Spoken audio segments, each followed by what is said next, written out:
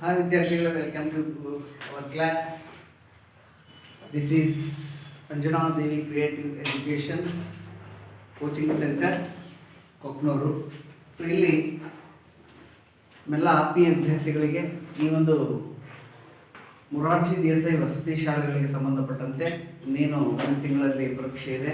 So ಪರೀಕ್ಷೆಯನ್ನು ಬರ್ತಕ್ಕಂಥ ಎಲ್ಲ 5ನೇ ತರಗತಿ ವಿದ್ಯಾರ್ಥಿಗಳಿಗೆ ಇಂಗ್ಲೀಷ್ನಲ್ಲಿ ಬರ್ತಕ್ಕಂತಹ ಪ್ರಶ್ನೆಗಳಿಗೆ ಒಂದು ಟಾಪಿಕ್ಗೆ ಆಧಾರದ ಮೇಲೆ ಪ್ರಶ್ನೆಯನ್ನು ಕೇಳಲಾಗುತ್ತೆ. ಸೊ ಅಂತಹ ಒಂದು ಟಾಪಿಕನ್ನು ಈ ಒಂದು ತರಗತಿಯಲ್ಲಿ ತಮ್ಮೆಲ್ಲರಿಗೂ ತಿಳಿಸ್ಲಿಕ್ಕೆ ಈ ಒಂದು ವಿಡಿಯೋನ ಮಾಡ್ತಾ ಇದ್ದೀನಿ. ಸೊ ಹಾಗೆಯೇ ಯಾರೆಲ್ಲ ಈ ಒಂದು ವಿಡಿಯೋನ ಗಮನಿಸ್ತಾ ಇದ್ದೀರಿ, ಪ್ರತಿಯೊಬ್ಬರು ಸಹ ತಮ್ಮ ಒಂದು ಅಮೂಲ್ಯವಾಗಿರ್ತಕ್ಕಂಥ ಲೈಕ್ ಮತ್ತು ಕಮೆಂಟ್ ಮತ್ತು ಶೇರ್ಗಳನ್ನು ಮಾಡಿ ಮುಂದಿನ ವಿಡಿಯೋಗಳಿಗೆ ಪ್ರೋತ್ಸಾಹವನ್ನು ನೀಡಿ ಅಂತ ಹೇಳ್ತಾ, ಸೊ ಮೊದಲನೇದಾಗಿ ಪ್ರತಿಯೊಂದು ಯಾವುದೇ ಒಂದು ವಿಷಯವನ್ನು ತೆಗೆದುಕೊಂಡಾಗ ಸೊ ಇಲ್ಲಿ ಎಕ್ಸ್ಪ್ಲೇನ್ ಮಾಡ್ತಕ್ಕಂಥ ಅಥವಾ ಯಾವುದೇ ಒಂದು ಸ್ಟೋರಿಯನ್ನಾಗಲಿ ಲಾಂಗ್ ಆಗಿ ನಾವು ಸ್ಟೋರಿಯನ್ನು ಸ್ಪೀಚ್ ಮಾಡ್ತಿರ್ತೀವಿ.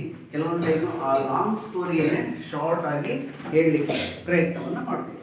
ಸೊ ಅದೇ ಥರ ಇಲ್ಲಿ ಯಾವುದೇ ಒಂದು ವರ್ಡ್ಗಳನ್ನಾಗಲಿ ಆ ವರ್ಡ್ಗಳನ್ನು ಶಾರ್ಟ್ ಆಗಿ ಹೇಗೆ ಬರೆಯುವುದು ಮತ್ತು ಅವುಗಳನ್ನು ಹೇಗೆ ಪ್ರೊನೌನ್ಸಿಯೇಷನ್ ಮಾಡೋದು ಅಂತೇಳಿ ವೆರಿ ಫಾಸ್ಟಾಗಿ ನಿಮ್ಮ ಗಮನಕ್ಕೆ ಇಲ್ಲಿ ಕೆಲವೊಂದು ಇಂಪಾರ್ಟೆಂಟ್ ಆಗಿರ್ತಕ್ಕಂತಹ ಈ ಒಂದು ನಾನು ಹೇಳಿರ್ತಕ್ಕಂಥ ಈ ಒಂದು ಶಾರ್ಟ್ಕಟ್ ಫಾರ್ಮ್ಸ್ಗಳಲ್ಲಿ ಈ ವರ್ಡ್ಗಳು ಅತ್ಯಂತ ಇಂಪಾರ್ಟೆಂಟ್ ಆಗಿರೋದ್ರಿಂದ ಪ್ರತಿಯೊಬ್ಬರು ಸಹ ಗಮನವಿಟ್ಟು ಈ ಒಂದು ವಿಡಿಯೋನ ಸ್ಕಿಪ್ ಮಾಡಿದೆ ನೋಡಿ ಅಂತ ಹೇಳಿ ಹೇಳ್ತಾ, ಮೊದಲನೇದಾಗಿ ಇಲ್ಲಿ ಶಾರ್ಟ್ ಫಾರ್ಮ್ಸ್ಗಳಲ್ಲಿ ನೋಡ್ತಾ ಹೋದರೆ ಶಾರ್ಟ್ ಫಾರ್ಮ್ಸ್ಗಳನ್ನು ಯಾವುದಕ್ಕೆ ಯೂಸ್ ಮಾಡ್ತೀವಿ ಅಂತಂದ್ರೆ, ಫಾರ್ ಎಕ್ಸಾಂಪಲ್ ಟೆಲಿವಿಷನ್ ಅನ್ನೋ ಒಂದು ವರ್ಡನ್ನು ನಾವು ಹೇಳಬೇಕಪ್ಪ ಅಂತಂದ್ರೆ it is called in shortcut ಅಲ್ಲಿ ಟಿವಿ ಅಂತ ಹೇಳಿ ಕರಿತೀವಿ. ಸೊ ಅದೇ ತರ ಗುಡ್ ಮಾರ್ನಿಂಗ್ ಹೇಳ್ಬೇಕಾದ್ರೆ ನಾವು ಶಾರ್ಟ್ಕಟ್ ಅಲ್ಲಿ ಏನ್ ಹೇಳ್ತೀವಿ, GM ಅಂತ ಹೇಳ್ತೀವಿ. ಸೊ ಇಲ್ಲಿ VS ಅಂತಕ್ಕಂಥ ಒಂದು ವರ್ಡ್ ಇದೆ. ಸೊ VS ಅಂತಕ್ಕಂಥದ್ದನ್ನ ಹೇಳಿದಾಗ VS means it is the versus ಅಂತ ಹೇಳಿ, ಅಪೋಸಿಟ್ ಅಂತ ಹೇಳಿ ಅದನ್ನ ಕರಿತೀವಿ. ಸೊ ಹಾಗೆಯೇ ಪ್ರತಿಯೊಂದು ವರ್ಡ್ಗೂ ಸಹ ತನ್ನದೇ ಆಗಿರ್ತಕ್ಕಂತಹ ಒಂದು ಶಾರ್ಟ್ ಫಾರ್ಮ್ ಇದ್ದೇ ಇರುತ್ತೆ. ಸೊ ಶಾರ್ಟ್ಕಟ್ ಆಗಿ ನಾವು ಫಾರ್ ಎಕ್ಸಾಂಪಲ್ ಕನ್ನಡದಲ್ಲಿ ಹೇಳೋದಾದ್ರೆ ಮನೋಜ ಅಂತ ಹೇಳಿ ಫುಲ್ ನೇಮ್ ಇರುತ್ತೆ, ನಾವೇನು ಮಾಡ್ತೀವಿ ಅದನ್ನು ಶಾರ್ಟ್ ಮಾಡಿ ಮನು ಅಂತೇಳಿ ಕರಿತೀವಿ. ಸೊ ಇಲ್ಲಿ ಉಚ್ಚಾರಣೆ ಮತ್ತು ಇಲ್ಲಿ ಯಾವುದೇ ಒಂದು ಪದವನ್ನ ಪ್ರೊನೌನ್ಸಿಯೇಷನ್ ಮಾಡಬೇಕಾದ್ರೆ ಕೆಲವೊಂದು ಬಾರಿ ಸೇಮ್ ಆಗಿರ್ತಕ್ಕಂಥ ಪ್ರೊನೌನ್ಸಿಯೇಷನ್ ಬರುತ್ತೆ ಅಥವಾ ಪ್ರೊನೌನ್ಸಿಯೇಷನ್ ಚೇಂಜ್ ಆಗುತ್ತೆ ಅನ್ನೋದಕ್ಕೆ ಫಸ್ಟ್ ಫಾರ್ ಎಕ್ಸಾಂಪಲ್ ನೋಡಿರಿ, ಒಂದೇ ಒಂದು ಉದಾಹರಣೆಯನ್ನು ಗಮನಿಸಿದಾಗ ಫಸ್ಟ್ ಎಕ್ಸಾಂಪಲ್ ಇದಕ್ಕೆ ಐ ಆಮ್ ಅಂತಕ್ಕಂಥದ್ದನ್ನ ಸಪ್ರೇಟ್ ಆಗಿ ನಾವು ಐ ಮತ್ತು AM ಅಂತ ಬರಿತೀವಿ. ಸೊ ಇಲ್ಲಿ ಶಾರ್ಟ್ ಕಟ್ ಅಲ್ಲಿ ಹೇಗೆ ಬರೀಬೇಕಪ್ಪ ಅಂತಂದ್ರೆ ಐ ಬರೆದು ಫಸ್ಟ್ ರೂಪಾಯಿ ಹಾಕಿ M ಬರೆದ್ರೆ ಇದು ಐ ಆಮಿನ ಶಾರ್ಟ್ ಫಾರ್ಮ್ ಆಗುತ್ತೆ. ಐ ಆಮ್ ಅನ್ನೋದನ್ನ ಐ ಆಮ್ ಅಂತ ಹೇಳಿ ಇಲ್ಲಿ ಓದ್ಬೋದು. ನೆಕ್ಸ್ಟ್ ಈಸ್ ಅಂತ ಇದೆ, ಹಿ ಮತ್ತು ಹೀಸ್ ಅನ್ನ ಸಪ್ರೇಟ್ ಆಗಿ ನಾವು ಪ್ರೊನೌನ್ಸಿಯೇಷನ್ ಮಾಡ್ತೀವಿ.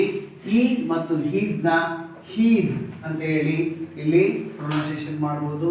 ಮತ್ತೆ ಶಿ ಈಸ್ ಅನ್ನೋದನ್ನ ಸಪ್ರೇಟ್ ಆಗಿ ನಾವು ಪ್ರೊನೌನ್ಸಿಯೇಷನ್ ಮಾಡ್ತೀವಿ. ಸಿ ಈಸ್ ಅನ್ನೋದನ್ನ ಶೀಸ್ ಅಂತ ಹೇಳಿ ಶಾರ್ಟ್ ಕಟ್ ಅಲ್ಲಿ ಶೀಸ್ ಅಂತ ಹೇಳಿ ನಾವು ಪ್ರೊನೌನ್ಸಿಯೇಷನ್ ಮಾಡ್ತೀವಿ.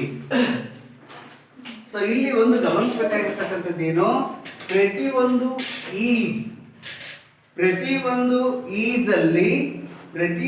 ಈಸ್ ಅನ್ನ ಯೂಸ್ ಮಾಡಬೇಕಾದ್ರೆ ಐ ಅನ್ನೋದು ಏನಾಗುತ್ತೆ ಅಲ್ಲಿ ಲೆಸ್ ಆಗುತ್ತೆ. ಯಾವುದೇ ಹಿಂದಿನ ಒಂದು ಪದವನ್ನ ಗಮನಿಸಿ, ಲೆಟರ್ಸ್ ಅನ್ನ ಗಮನಿಸಿ, ವರ್ಡ್ ಅನ್ನ ಗಮನಿಸಿ, ಇಲ್ಲಿ ಹಿ ಅನ್ನೋದು ಇದೆ, ಇಲ್ಲಿ ಹಿ ಅನ್ನೋದು ಇರುತ್ತೆ.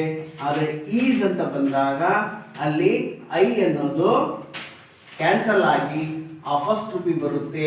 ಫಸ್ಟ್ ರೂಪಿ ಬಂದು ಎಸ್ ಅನ್ನ ನಾವು ಯೂಸ್ ಮಾಡಿದ್ರೆ ಈಸ್ ಆಗುತ್ತೆ.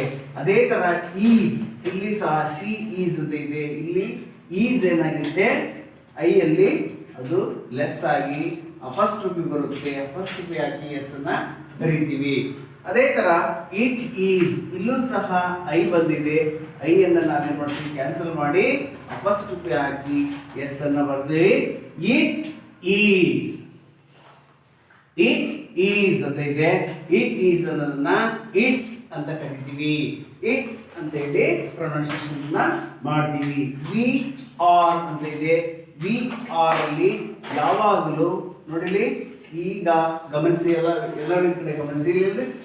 ಎ ನಾವು ಹೇಗೆ ಐ ಇ ಈಸ್ ಅಂತ ಬಂದಾಗ ಐ ಅನ್ನ ಹೇಗೆ ನಾವು ಕ್ಯಾನ್ಸಲ್ ಮಾಡಿ ಎಸ್ ಅನ್ನ ಮಾತ್ರ ಬರಿತೀವಿ.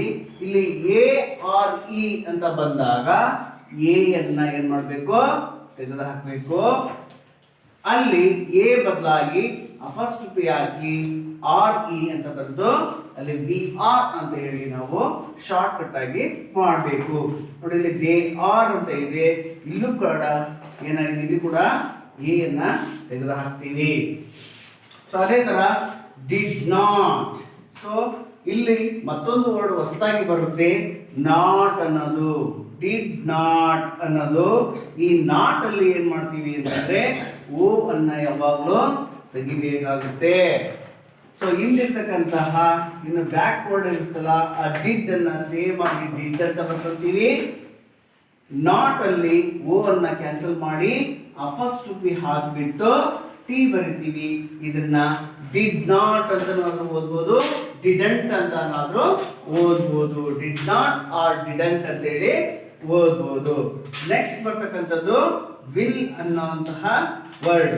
ಈ ವಿಲ್ ಅನ್ನೋ ವರ್ಡ್ ಅಲ್ಲಿ ನಮಗೆ ಹೆಚ್ಚಾಗಿ ಡಬ್ಲ್ಯೂ ಐ ಅನ್ನೋತಕ್ಕಂತಹ ವರ್ಡ್ಗಳನ್ನ ಲೆಸ್ ಮಾಡಿ ಅದರ ಪ್ರೀವಿಯಸ್ ವರ್ಡ್ ಏನಿರುತ್ತೆ, ಪ್ರೀವಿಯಸ್ ವರ್ಡ್ ಅನ್ನ ಪ್ರೀವಿಯಸ್ ವರ್ಡ್ ಹೇಗಿರುತ್ತೋ ಹಾಗೆ ಬರ್ಕೊಂಡು ಅದರ ಮುಂಭಾಗದಲ್ಲಿ ವಿಲ್ ಅನ್ನೋದರ ಪದದಲ್ಲಿ ಐ ಡಬ್ಲ್ಯೂ ಮತ್ತು ಐ ಅನ್ನ ಕ್ಯಾನ್ಸಲ್ ಮಾಡಿ ಡಬಲ್ ಎಲ್ ಗಳನ್ನ ಫಸ್ಟ್ ಪಿ ಮುಂದೆ ಬರೆದ್ರೆ ಅದು ಶಾರ್ಟ್ ಫಾರ್ಮ್ ಆಗುತ್ತೆ. ಈ ವಿಲ್ ಅಂತಾನೆ ನಾವಿಲ್ಲಿ ಪ್ರೊನೌನ್ಸಿಯೇಷನ್ ಮಾಡಬೇಕು. ನೋಡಿ, ಈಸ್ ನಾಟ್. ನೋಡಿ, ಈಸ್ ನಾಟ್ ಅನ್ನೋದ್ರಲ್ಲಿ ನಾಟ್ ಅಂತ ಇದೆ. ಸೊ ಹಾಗಾಗಿ ನೋಡಿ ಸರ್, ಇಲ್ಲಿ ಈಸ್ ಇದೆ. ಈಸ್ ಅಲ್ಲಿ ನಾವು ಮೊದಲಿಗೆ ಹೇಳಿದಾಗೆ, ನಾವು ಪ್ರಿವಿಯಸ್ ಹೇಳಿದಾಗೆ ಈಸ್ ಅಲ್ಲಿ ಐ ತೆಗೆದು ಎಸ್ ಅಷ್ಟ ಬರಿಬೇಕನ್ನೋ.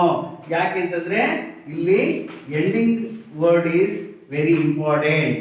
ಎಂಡಿಂಗ್ ವರ್ಡ್ ಇಂಪಾರ್ಟೆಂಟ್ ಆಗಿರುವುದರಿಂದ ಎನ್ ಓ ಟಿ ಅಲ್ಲಿ ಓ ತೆಗೆದ್ರೆ ಈಸಂಟ್ ಆಗುತ್ತೆ ಅಥವಾ ಈಸ್ ನಾಟ್ ಅಂತ ಓದ್ಬೋದು. ನೆಕ್ಸ್ಟ್ ಯು ಆರ್ ಅಂತ ಇದೆ. ಸೊ ಇಲ್ಲೂ ಸಹ ಎ ಆರ್ ಇ ಬಂದಿದೆ. ಎ ಆರ್ ಇ ಬಂದಾಗ ನಾನು ಏನ್ ಮಾಡ್ಬೇಕು ಅಂತ ಹೇಳಿದೆ, ಇಲ್ಲಿ ಎ ಅನ್ನ ಏನ್ ಮಾಡ್ಬೇಕು, ತೆಗೆದಾಕಿ ಯು ಫಸ್ಟ್ ಪಿ ಹಾಕ್ಬೇಕು. ಎನ ಬದಲಾಗಿ ಫಸ್ಟ್ ಪಿ ಬರುತ್ತೆ. ಫಸ್ಟ್ ಪಿ ಅನ್ನ ಹಾಕಿ ಆರ್ ಇ ಅಂತ ಬರೆದು ಯು ಆರ್ ಅಂತ ಹೇಳಿ ಓದ್ಬೋದು. ನೆಕ್ಸ್ಟ್ ನೋಡಲಿ ಡು ನಾಟ್ ಅಂತ ಇದೆ. ಡು ನಾಟ್ ಅಂತಕ್ಕಂಥದ್ರಲ್ಲಿ ನಾಟ್ ಅಂತಕ್ಕಂಥದ್ದು ಬಂದಿದೆ. ಸೊ ನಾಟ್ ಬಂದಾಗ ಏನ್ ಹೇಳಬೇಕು, ಓ ಅನ್ನ ತೆಗಿಬೇಕು, ಫಸ್ಟ್ ಪಿ ಹಾಕಬೇಕು, ಪಿ ಅನ್ನ ಬರಿಬೇಕು. ಡು ನಾಟ್ ಅಂತ ಇದನ್ನು ಓದಿದ್ರೆ ಇದನ್ನು ಡು ನಾಟ್ ಅಂತ ಓದ್ಬೋದು ಅಥವಾ ಡೋಂಟ್ ಅಂತ ಹೇಳಿ ಓದ್ಬೋದು. ಸೊ ಇಲ್ಲಿ ನೆಕ್ಸ್ಟ್ ಓದ್ಬೋದು ಮತ್ತೆ ಬರಿಬೋದು. ಇಲ್ಲಿ ಕ್ಯಾನ್ ನಾಟ್ ಅಲ್ಲಿ ಏನಾಗಿದೆ, ಇದು ಸಹ ನಾಟ್ ಇರೋದ್ರಿಂದ ಸೊ ಇಲ್ಲಿ ಎನ್ ಅನ್ನ ಓ ತೆಗೆದು ಫಸ್ಟ್ ಪಿ ಹಾಕಿ ಟಿ ಬರಿತೀವಿ. ಕ್ಯಾನ್ ನಾಟ್ ಅಂತ ಓದ್ಬೋದು. ಕಾಂಟ್ ಅಂತ ಹೇಳಿ ಉಚ್ಚಾರಣೆಯನ್ನ ಮಾಡಬಹುದು. ಐ ಕ್ಯಾನ್ ನಾಟ್ ವೇಟ್ ಅಂತ ಹೇಳ್ಬೋದು. I can not wait for you ಅಂತ ಇರುತ್ತೆ. ಇದನ್ನ ಐ ಕಾಂಟ್, ಹೌದಾ, I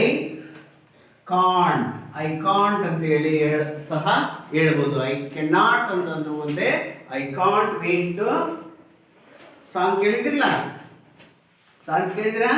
I can't wait baby ಹಾಡು ಕೇಳಿಲ್ಲ? ಅದನ್ನ ನೋಡಿ, ಕೆಲವೊಂದು ಸಾಂಗ್ಗಳಲ್ಲಿ ಇಂಗ್ಲಿಷ್ ಪದಗಳನ್ನ ಉಪಯೋಗಿಸ್ತಾ ಇರ್ತಾರೆ. ಅವುಗಳನ್ನು ಸಹ ಅಲ್ಲಿ ನೀವು ಕಲಿತಾ ಹೋಗ್ಬೋದು.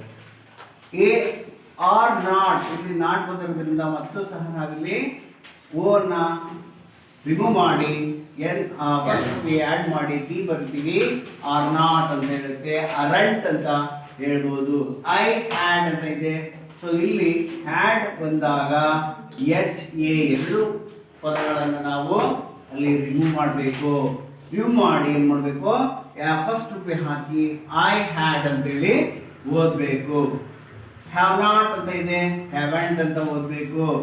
ಐ ವಿಲ್ ಅಂತ ಇದೆ, ನಾನು ಹೇಳಿದ ಹಾಗೆ ಡಬಲ್ ಅನ್ನ ಮಾತ್ರ ಯೂಸ್ ಮಾಡ್ಕೋಬೇಕು. ಫಸ್ಟ್ ರೂಪೆ ಹಾಕಿ ಡಬ್ಲ್ಯೂ ಮತ್ತು ಐ ಅನ್ನ ರಿಮೂವ್ ಮಾಡಬೇಕು. ಶಿ ವಿಲ್ ಅಂತಂದ್ರೆ ಸೇಮ್, ಇಲ್ಲೂ ಸಹ ಡಬ್ಲ್ಯೂ ಐ ಅನ್ನ ರಿಮೂವ್ ಮಾಡಿ ಡಬಲ್ ಅನ್ನ ಇಲ್ಲಿ ಫಸ್ಟ್ ರೂಪೆ ಹಾಕಿ ಬರೆದ್ರೆ ಶಲ್ ವಿಲ್ ಶಲೈ ಅಂತ ಆಗುತ್ತೆ. ಶಲೈ ಶಲ್ ಶಿ ವಿಲ್ ಅಂತ ಇದೆ, ಶಿ ವಿಲ್ ಅಂತ ಹೇಳಿ ಓದ್ಬೋದು. Has not hasn't. Next you will ಅಂತಕ್ಕಂಥದ್ದನ್ನ ನಾವು ಪ್ರೊನೌನ್ಸಿಯೇಷನ್ ಮಾಡಿದ್ರೆ ಶಾರ್ಟ್ ಫಾರ್ಮ್ಗಳನ್ನ ಅತ್ಯಂತ ಈಸಿ ಆದ ಮೆಥಡ್ ಅಲ್ಲಿ ನೀವು ಈ ಒಂದು ಪದಗಳನ್ನ ನೋಡ್ಕೊಳ್ರಿ. ಸೊ ಈ ಒಂದು ನಾನು ಏನು ನೀಡಿರ್ತಕ್ಕಂತಹ ಇಷ್ಟು ಪದಗಳಲ್ಲಿ ವರ್ಡ್ಸ್ಗಳಲ್ಲಿ ಅತ್ಯಂತ ಹೆಚ್ಚಾಗಿ ಇದೇ ವರ್ಡ್ಗಳು ನಿಮ್ಮ ಪರೀಕ್ಷೆಯಲ್ಲಿ ಬರೋದ್ರಿಂದ ನಿಮಗೆಲ್ಲರಿಗೂ ಸಹ ಉಪಯುಕ್ತವಾಗುತ್ತೆ. ಹಾಗೆಯೇ ಈ ತರಗತಿಯು ಸಹ ನಿಮಗೆ ಲೈಕ್ ಆಗಿದೆ ಅಂತ ಹೇಳಿ ಭಾವಿಸುತ್ತಾ ಮುಂದಿನ ಒಂದು ತರಗತಿಯಲ್ಲಿ ಮತ್ತೊಂದು ವಿಷಯದ ಬಗ್ಗೆ ತಮ್ಮನ್ನೆಲ್ಲ ಭೇಟಿಗೋಣ ಅಂತ ಹೇಳ್ತಾ ಈ ಒಂದು ವಿಡಿಯೋನ ಇಲ್ಲಿಗೆ ಮುಕ್ತಾಯಗೊಳಿಸ್ತೀನಿ. ಈ ತರಗತಿಯನ್ನು ಎಲ್ಲರೂ ಸಹ ಅತ್ಯಂತ ಅಚ್ಚುಕಟ್ಟಾಗಿ ಇದರಲ್ಲಿ ಬರ್ತಕ್ಕಂಥ ವಿಷಯಗಳಿಗೆ ತಾವೆಲ್ಲರೂ ಸಹ ಸ್ಪಂದಿಸಿ ಈ ಒಂದು ವಿಡಿಯೋಗೆ ಆದಷ್ಟು ಹೆಚ್ಚು ಶೇರ್ಗಳನ್ನು ಮಾಡಿ ಅಂತೇಳಿ ಈ ಸಂದರ್ಭದಲ್ಲಿ ಹೇಳುತ್ತಾ ತರಗತಿಯನ್ನು ಮುಗಿಸ್ತಿದ್ದೀನಿ. ನಮಸ್ಕಾರ.